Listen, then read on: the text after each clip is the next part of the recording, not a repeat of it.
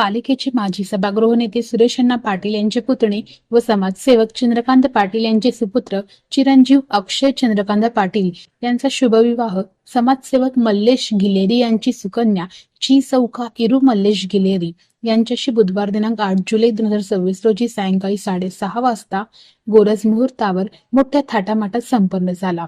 हा विवाह सोहळा अथर्व गार्डन, भवानीपेठ, गोंगडे वस्ती, सोलापूर येथे पार पडला। नववधूवरांना शुभाशीर्वाद देण्यासाठी भाजप, काँग्रेस, शिवसेना, राष्ट्रवादी काँग्रेस, शिंदे सेना आदी पक्षाचे मान्यवर पदाधिकारी, कार्यकर्ते, पालिकेचे अधिकारी व कर्मचारी, पत्रकार, डॉक्टर, इंजिनियर, वकील, सामाजिक, विधायक, सांस्कृतिक व कला, क्रीडा इत्यादी सर्व क्षेत्रातील मान्यवर उपस्थित होते।